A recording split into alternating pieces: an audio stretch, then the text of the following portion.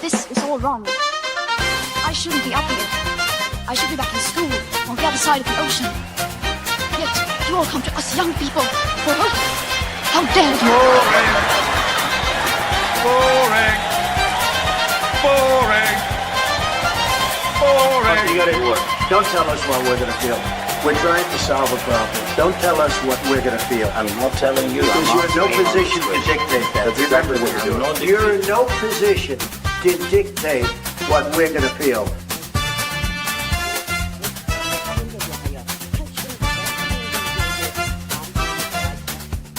I call again for an immediate ceasefire in Gaza, the return of the sausages, the hostages.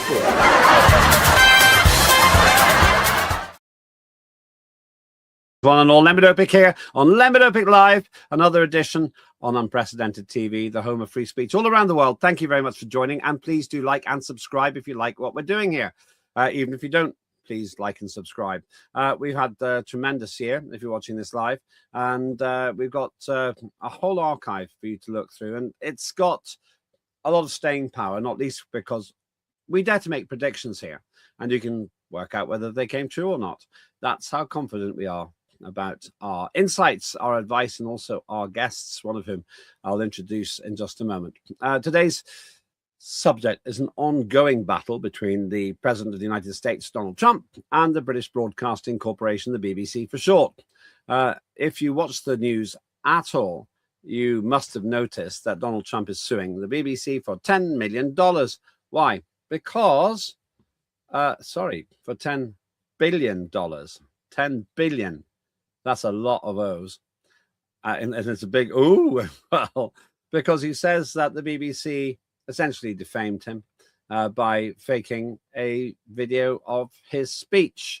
And indeed, the BBC's admitted that it was doctored, with two bits over 40 minutes apart, stuck together to make it look like he was saying things on the day of the infamous riots on Capitol Hill that he wasn't. So there's no dispute that the BBC messed up. So much so that their Supremo, Mr. Davey, actually resigned over the matter. But is it a suable offence? And what does this really mean for free speech, media probity, and the trust you can put into the mainstream media? I have to declare an interest here. I've, of course, set up this fine establishment, Unprecedented TV, because I wasn't satisfied with what the mainstream media was doing. I personally believe that the mainstream has drifted far away from its original purpose, and the BBC worst of all, because it has a charter which states it should be objective, it should deal in facts, and it shouldn't express partisan views. Arguably, it did not act in an objective way, it didn't share the facts, and it did express partisan views. That's pretty much what Donald Trump seems to be saying. But anyway, Unprecedented TV gets around this by sharing the facts as best we can, but also allowing all the presenters to express their opinions. But they just have to make it clear that it is their point of view. That seems to work quite well, at least has done so far. It also means we can get people with wildly different opinions without them ending up in some uncomfortable conflict, because you're allowed different points of view on this station. That is our raison d'etre. It's actually our narrative, our credo, to really give free speech the space that it needs, and in my view hasn't got on the mainstream. But maybe I'm biased because I set up this station. Maybe it's the other way around.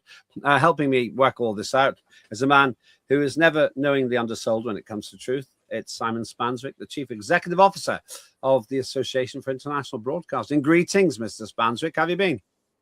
Mr. Öpik, good to see you down the television equipment. Yes, I'm not too bad.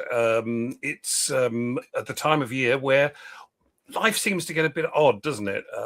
As people wind down, if you're watching this live, for the Christmas and New Year break, certainly in the AIB office, the number of emails that we receive has fallen off a cliff.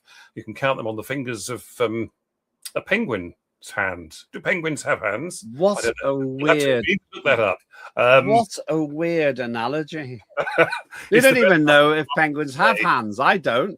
Maybe have they got fingers? The Christmas spirit is already flowing. Well, I'll ask my team to see if they can find out this conundrum, answer to this conundrum. Do penguins have fingers? If they've got thousands of fingers, then that's a rather bad analogy. We'll find out. We'll find out. Anyway, okay, leaving that weird analogy aside, it's not anything like as strange as the relationship, in my view, between the BBC and Donald Trump. And you're in a good position to talk about this. I'm not expecting you to pass judgment on the actual case. You need to be impartial. But before we go further, let's talk about what the Association for International Broadcasting does, because it'll help put in context what you're going to say next. We are the trade body for broadcasters all over the world. We've got members from New Zealand through Asia, across the Middle East and Europe, into North America. And we have been going for about 35 years and help our broadcaster members understand what's happening in different media marketplaces around the world. We get involved in issues that affect them, from media freedom to cybersecurity to sustainability and artificial intelligence. Everybody's working out how to deal with AI in the newsroom. Is it going to take people's jobs? Is it a supplement for doing more stuff better? All those sort of questions our working groups grapple with. So we bring our members together in working groups on those subjects. We also celebrate the best in journalism and factual productions across television, video, audio and radio, and podcasts. In annual awards, we had ours in London a few weeks ago, and people came from about 20 odd countries to see who had won one of these rather coveted, apparently, AIB awards. Well, you say that, but sorry, I was reeling with your self-satisfied promotion of the AIB, and I admire it. I admire it. I'll tell you why.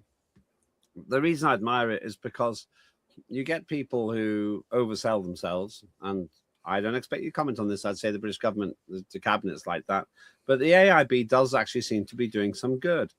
And the reason I say that is because I have attended your award ceremonies. People are really engaged with them, and you actually seem to be very concerned about truth, the veracity of the commentary, and that seems to be a million miles away from the spat which is taking place between Donald Trump and the BBC. Who can have failed to see this story? Exclusive BBC Dr. Trump speech, internal report reveals corporation edited footage and panorama program to make it seem president was encouraging Capitol riot, according to whistleblowing dossier. Now, a couple of things here. First of all, it was leaked. The BBC did not offer that they'd done it. And secondly, the BBC, having been exposed, admitted they did do this. Now, that seems to be the antithesis of what the AIB awards are all about, which is honest, factual presenting. I don't, as I say, expect you to make enemies in the BBC. I know you work with them quite closely, and I still work with the BBC. But how do you square this circle? It's extraordinarily difficult when you see a story like this. And Panorama, for those that don't know, has been the flagship current affairs program on the BBC's television, main television network channel, BBC One, for 50 odd years. And for this to suddenly happen is pretty ground shaking. And I think a lot of introspection's been going on in the BBC and indeed the whole of the media industry across the UK, with perhaps people thinking, there but for the grace of God go I, and doubling down on making sure that the output they produce, whether it's live television, recorded television, radio, print, digital, is accurate and truthful. We were always taught in the BBC, and I'm sure you were amongst this, that you don't put two things together without explaining that there is a break of several minutes, perhaps. 45 minutes or 45 more. minutes in this case, yeah. And what we were always taught was that you put a white flash in to indicate, and that's sort of the accepted way in television of demonstrating there is a time gap between these two things. So it doesn't look as though you're rearranging people's thoughts and what have you. So it's a big issue. And how do you defend the indefensible? This is clearly an issue that's been around for some months, known about within the BBC, but nobody did anything to it until the Daily Telegraph, one of the UK's broadsheet newspapers, got hold of the internal report that revealed that this had happened. No, it's unequivocal that there's no way around it. It's a terrible story, and it's been rumbling on for quite a while now, and it'll rumble on for over a month, in fact, and it'll rumble on for a lot longer.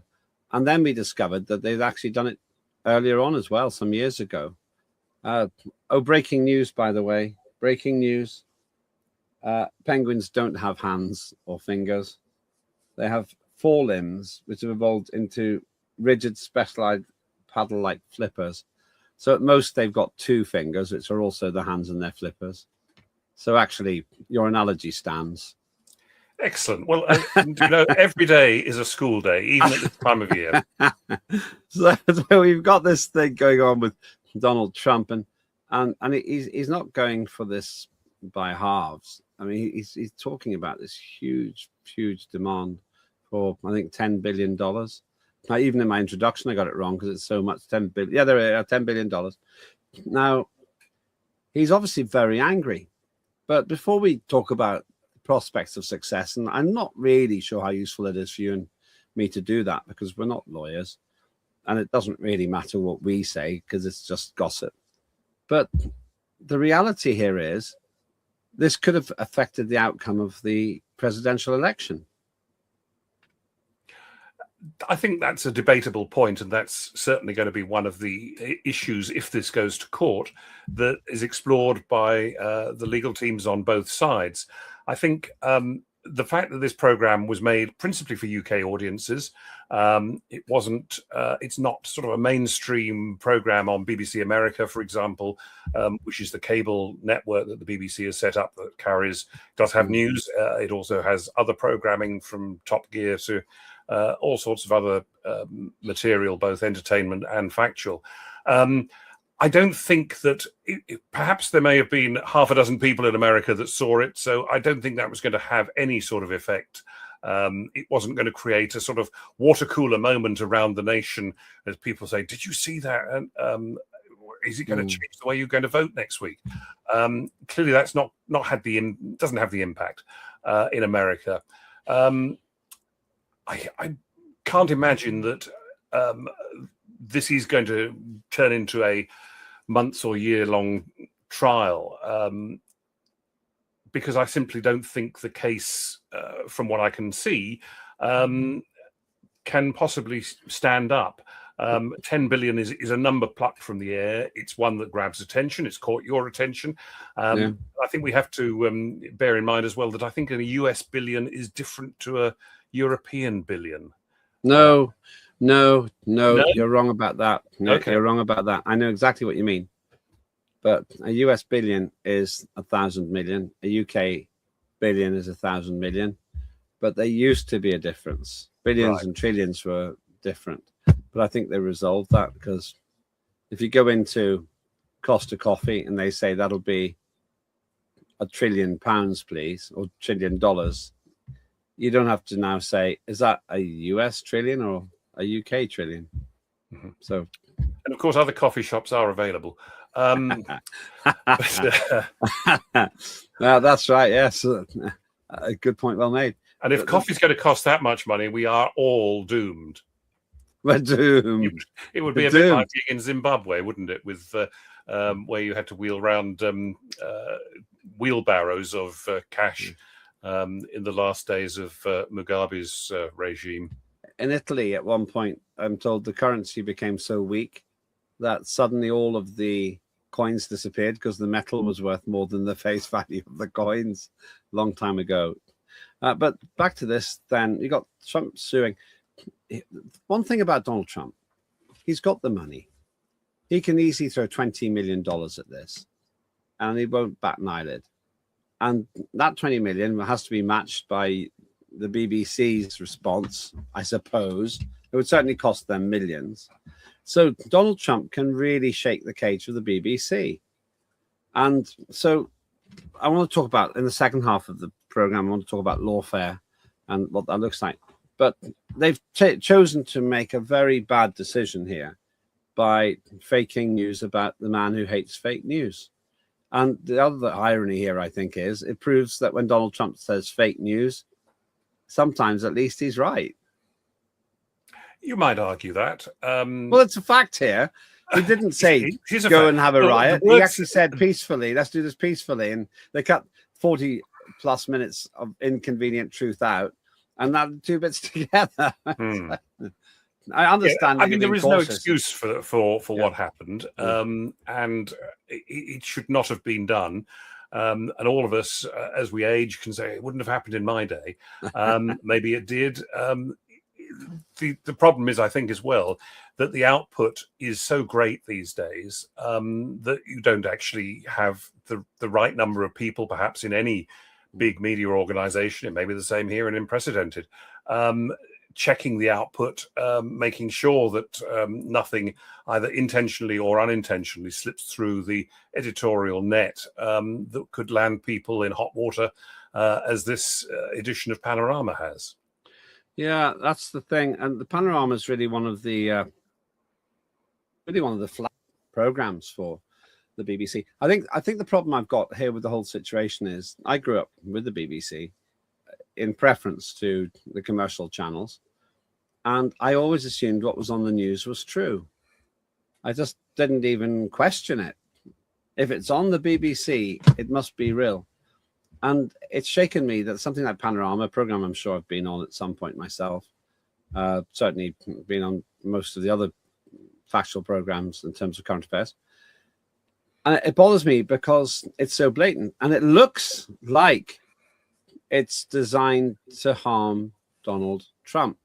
Now, one of the things I was appalled by was the coverage of the presidential election when it seemed to me Donald Trump was being relentlessly derided by the BBC. And in fact, I remember one occasion, it was terrible, really. They found one rogue poll which said that Kamala Harris was ahead, and then they majored on it, on and on and on, just before the vote. Oh, yes, Kamala Harris could win. It's obvious she wasn't going to win by that point. Obvious. All of the polling said it. All of the betting odds, which tend to be reliable, said it. But the BBC clung on to this. And then after he won, they seemed to be in denial. And that's the problem I've got. I might have put up with all of that, but this seems to be the last straw to me, that the BBC proved it was anti-Trump and pro-Harris. It may be a valid point that you make. I think one of the things is that the level of experience within most news organizations has dwindled. There are no longer the very effective sub-editors and editors of the day who would look at output and get people to rewrite stories if they weren't quite 100%, if they did tend towards one, favoring one thing over another. And because people have, both the output has increased across all these different platforms, and there's a relentless sort of hamster wheel of content being produced, the checks and balances perhaps aren't there anymore. And so that's one of the issues I think that any major broadcaster faces. Yeah, I recognize that, because here at Unprecedented, we spend hours and hours working out what the optimum amount of new content per day is. Why? Not because we're lazy, but nobody watches 24 hours a day news. It's impossible. And so we decide, where do we go with this? And I've noticed on the BBC News channel, if you watch it for an hour, you've seen everything either twice or four times. So they don't. It's the same with any rolling news channel. You will see the same stories come up every hour until a new one displaces them. Yes, it does get very repetitive. Yeah, and so I'm not convinced that it makes sense to do 24 hours of news. Maybe the bulletins, but not the other longer format stuff. But whatever length it is, Simon, I would expect my presenters to tell the truth. And I had a big argument with one of them about something to do with Ukraine. And I said, I don't think what you're saying is right. He insisted it was. I said, show me the sources. He showed me the sources. I said, I think they're dodgy. He went ahead and broadcast it anyway, and he was wrong.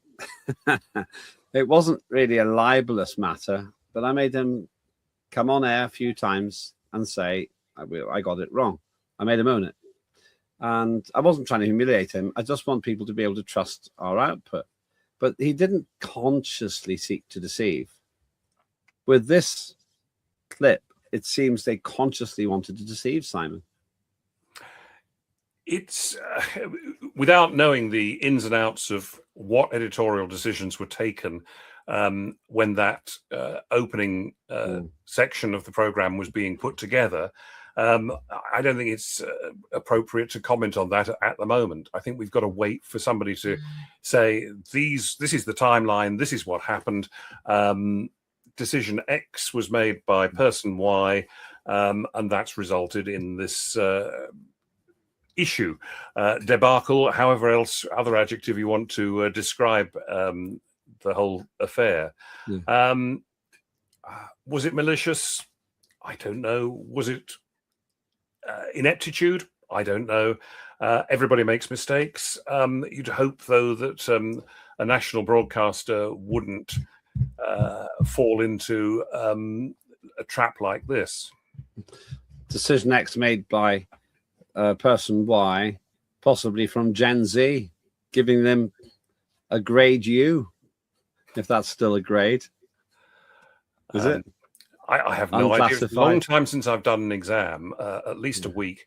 As you know, I don't know much about penguins anymore. Anymore. So you used to. You see, that's the kind of fakery that would annoy Trump. The National Penguin Association could sue you now if there is one.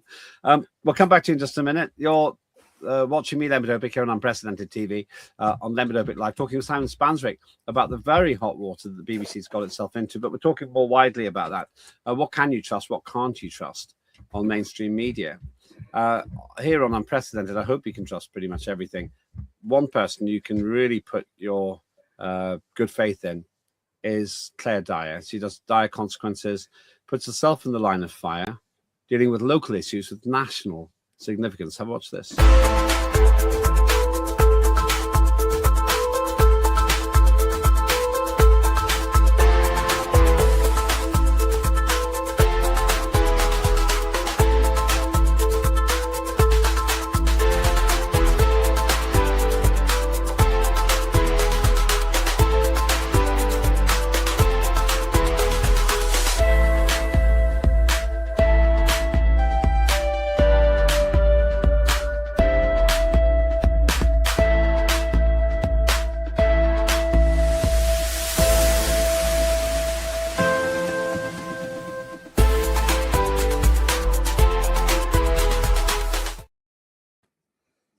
On a couple of times a week, sometimes more. Definitely worth watching. If you've got a story you want Claire to investigate, then do get in touch with us as well.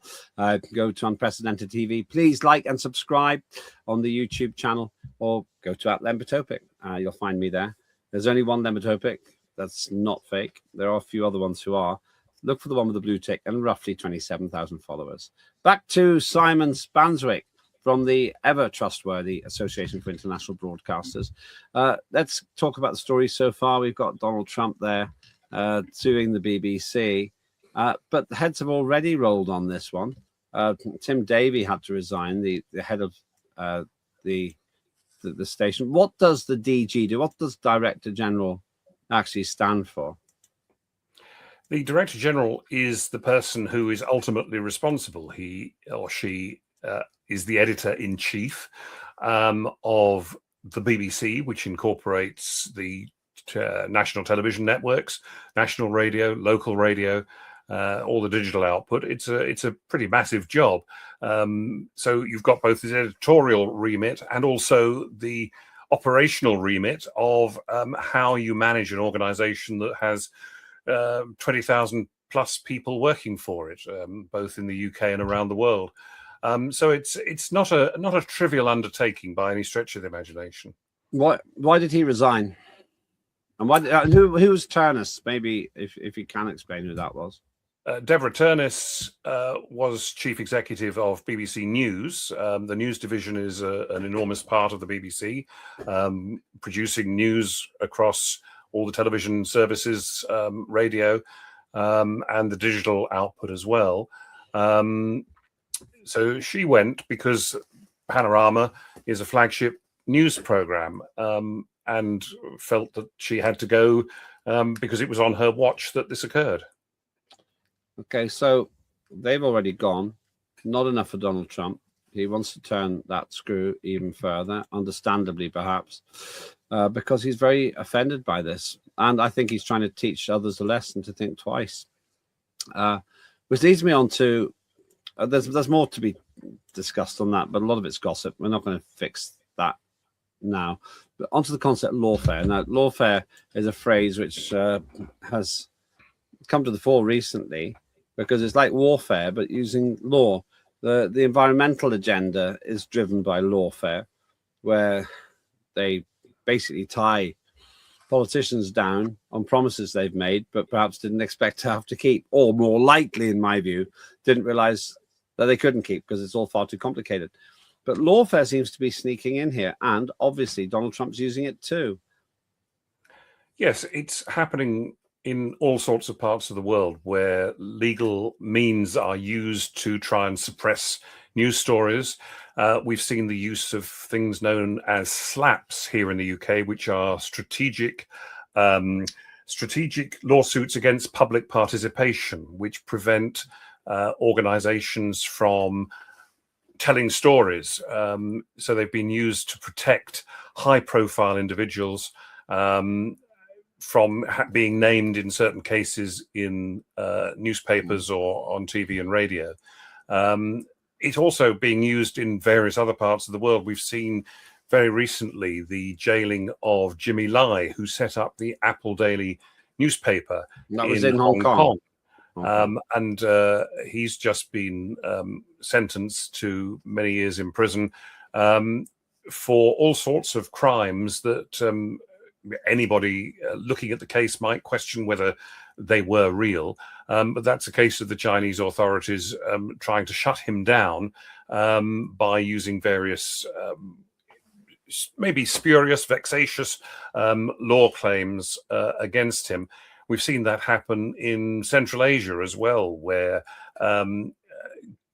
various governments have accused news organizations that don't report very favorably on the government of the day with tax evasion charges, for example.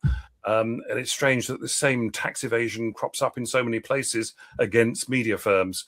And I'm sure they can't all be evading tax. You can't know that the Chinese authorities are in the wrong, though. You were very cautious about talking to the British Broadcasting Corporation. Why are you less cautious about talking about Chinese media?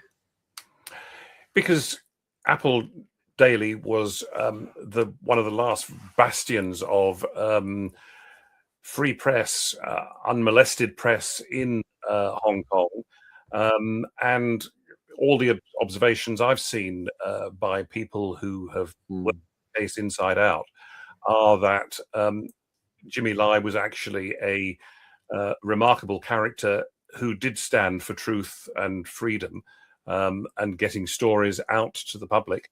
And all the evidence I've seen points to the fact that he didn't break the law in various places. So that's my reasoning.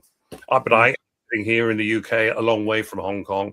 I'm not a member of his legal team, although I do know people who worked on his legal team because they've been in London as well.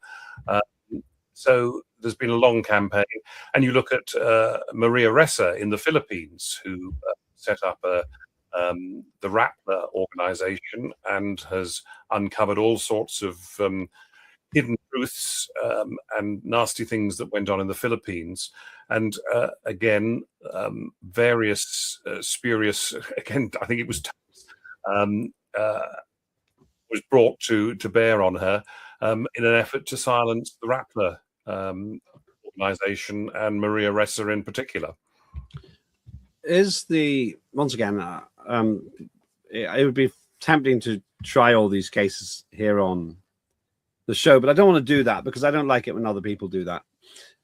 But I'm just wondering, the BBC is an obvious and fairly easy target. It sits there with a ton of taxpayers' money, so we arguably own it, and we've got the right to pass judgment. To what extent do the commercial stations like Sky, find themselves affected either by the kind of accusations we were talking about or by lawfare? I think any journalistic organisation suffers from time to time. Politicians of whatever size, whatever colour, tend to get a slight set of anguish with journalists because they don't like being probed terribly deeply. And we've seen some classic cases of interviews where politicians have been shown to be completely out of their depth and not well briefed about the answers to the questions that they're being asked about decisions made by a government of the day. So everybody is suffering the approbation of politicians, whether it's the left, the right, the centre, because journalists should be probing and finding out for the benefit of people sitting at home or reading newspapers or on the bus watching the news on their phones. They should be asking the sort of questions that the public want asked of the people that have been elected to govern us. Has judgmental reporting got better or worse or stayed the same? What do you mean by judgmental reporting? Well, what I mean is bias. Is there more or less bias in reporting now than there used to be? Or is it the same?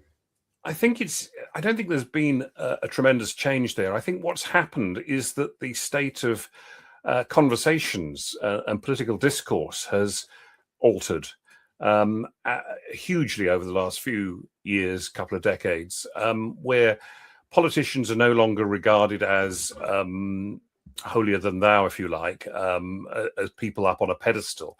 And there's much more mudslinging between politicians of different parties. And I think the whole of society has become more argumentative. You know, we can have discussions down the pub or over a coffee. If you can afford it. If you can afford it these days. Thanks, Rachel. Other chancellors may be available, but they need to be soon. Just my opinion. And carry on.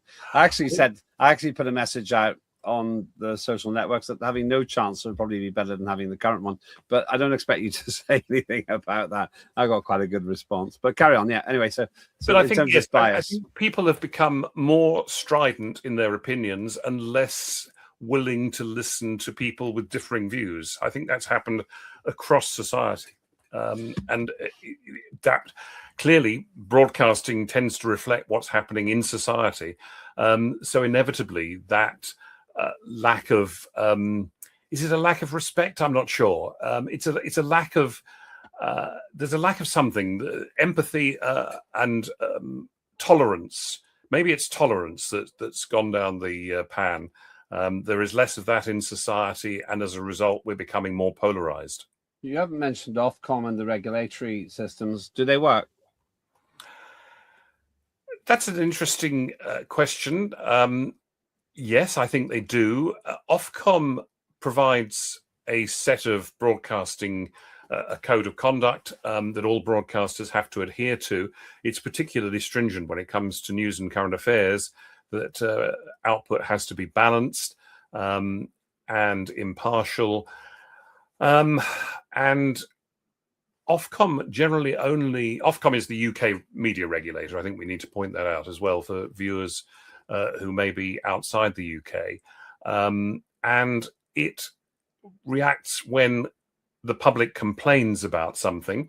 And if there are lots of complaints, and it can be anything from nudity before the watershed or a news program that or an absence of nudity after it.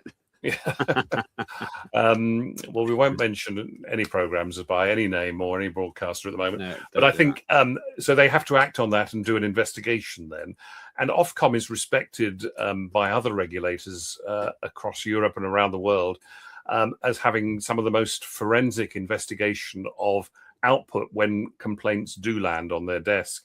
And other regulators look to Ofcom often for lead on certain ideas, concepts, and best practice. In America, Donald Trump's been quite successful in getting out of court settlements for various misdemeanors by the media. To what extent do you trust stations like CNN, cable news network? Are they regulated in the same way as the United Kingdom? Their US operations are. No broadcaster in the US is regulated to the same extent as they are in Europe or places like Australia and New Zealand. There's a much stronger set of codes that broadcasters in these parts of the world have to adhere to. America has always been the land of the free, and freedom of expression in the US Constitution is guaranteed. So broadcasters can pretty much, and always have been, able to do and say what they want. Do I trust CNN? Yes, I know quite a lot of people that work at CNN, and certainly they've done immense investigative work in different parts of the world, brought stories to attention of everything from abuse in the Catholic Church to mining using 10, 12-year-old kids in different parts of the world to feed the insatiable appetite for rare earth minerals. So, yes, I've got a lot of respect for any news organization that's doing that sort of work, because that's what democracy relies on, uncovering things that some people would rather keep hidden. Cable news network CNN suggests a departure from having the aerial on the roof, and I want to just ask you on this as well. Unprecedented TV, a strategic decision to broadcast to the world through the Ethernet. In other words, we don't broadcast through radio waves, we broadcast through wires. And I'm wondering if, based on everything that you've said, that there should be a reconsideration of how the whole system's operated. iPlayer online, we directly compete with iPlayer, but we don't get the TV license. So since we're trying to do what the BBC was meant to set up to do, which is give honest facts and then share our opinions, but not disguise them as facts, do you think with all the problems we've got of trust, there should be a change in funding, especially for the parts that stations like mine operate in? That's a huge political debate that's needed, and the BBC's Royal Charter that governs the operation of the corporation is up for renewal in a couple of years' time, and debates going on at the moment, including about the future funding of the BBC. Many people might come up with the argument that, hang on a minute, we're paying for other streaming services, Netflix, Apple TV, Disney Plus, Paramount, you name it. Why do we have to pay for the BBC? Because I may not watch it or I may not listen to it. That's a very difficult argument to resolve because of the historical way that the BBC has been funded since it was set up 100 and something years ago. And many other public broadcasters in other nations are funded in the same way. So the question, it's a very deep question. I'm not sure we've got the time or the energy today. No, you don't want to. That's very clever here. All right, we'll give you another hour. Go on. See well, now that's an interesting point, because one of the things about online broadcasting is that you're not set within a framework, a strict schedule, whereas we know that a program is going to be half an hour or an hour on a terrestrial or a satellite channel, but something that's produced online, whether it's a podcast or a TV program, can be as long or as short as the maker wants it to be. That's one of the fundamental changes, I think, in the new dynamic of the new media age. I won't go into this now, but sometime when I see you, I'd be interested in sharing from a professional point of view the dilemma we face in a place like Unprecedented TV. We're not a podcast. We are a TV station. And therefore, we think we have to have a recognized schedule. And the very point you make is an issue that I will share with you, a trade secret, not on air, not when potentially 8 billion people are watching, but it is one of the very interesting issues. But then iPlayer does the same thing. It's on demand, and you can miss the beginning of a program and go back to the start. Isn't it clever? We could never do that. In the old days, you and I are probably both old enough to remember this. Before the days of video recorder, if you missed the start of Doctor Who or Blue Peter or the news, that was it. You started when you switched the set on. Then, of course, we got video recorders and could set them up to record whether it was a film that was being broadcast or an episode of a drama. But nowadays, thanks to the magic of people that are far cleverer than me, that deal with zeros and ones and extensive programming, you can now rewind live television and live radio. It's phenomenal. The it's thing changed the way people consume, certainly. Yeah, but this is my issue. BBC, I have got a vested interest. I declared it at the beginning of this particular episode. BBC is in the same space as I am, and as my presenters are. And it does seem it's not a level playing field, because they get billions and we don't from the state. But okay, we maybe not go further on that one. Where do you think that the Donald Trump case will end up? Is he going to win? Where or when? No, who knows when. Do you think he can win his case? I suspect not. I think this is more of a PR stunt than anything else. He is obviously aggrieved. And wants something tangible to come out of this. I don't think there's any chance of him getting this $10 billion figure. And I'm not sure that the Florida court is going to be on his side. It'll be up to the lawyers to argue it.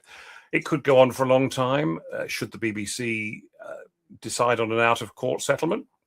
I don't know. That's for people on a bigger pay grade than I have to work out. Your point about license fee payers having to pay for this is a good one. Should the people that fund the BBC have to pay for a BBC mistake? That's an interesting dilemma. And again, I don't think we've got the time to go into that now. No, I think the public relations will be bad on that. And it's an easy one for detractors of the BBC to use. Let's finish on the ARB again. What does the ARB do? Who should be joining?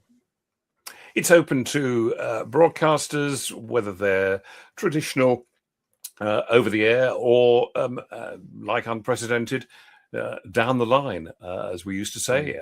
This wonderful new world of internet broadcasting. And we're there to support our members as best we can.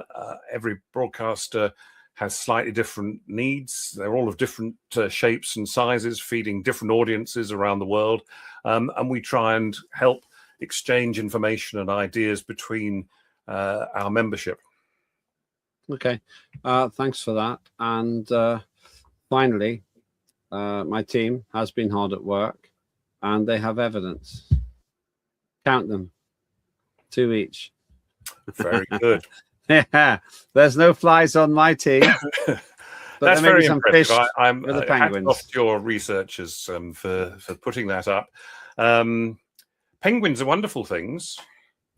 I've only ever seen them in the zoo. I'd love to go to Antarctica one day and see them. Unlike penguins, broadcasting just isn't black and white. Can't answer. I thought that was quite good. Yes, please don't volunteer for a job in a cracker joke factory. I think that might be perfect. Thank you so much. That is Simon Spanswick from the Association for International Broadcasting. You have your say as well. Go to @Lembit Öpik on X or Unprecedented TV on YouTube, and you'll find me very quickly there if you put Lembit in, Lembit, and all of the shows from the 24 or so presenters we got and growing will all be there as well. I hope you found that interesting, an insight into broadcasting. If you're watching this live, 2026 is going to be a huge year for Unprecedented. We're going to try and put some of what we've just been discussing to the test. We want to be the home of free speech, where you get the facts and our opinions, but ne'er the twain shall meet. Thank you very much for watching. Thanks to the team. Thanks to the Penguins. Thanks to you for having the courage to think for yourself. I'm Lembit Öpik. That was Lembit Öpik Live.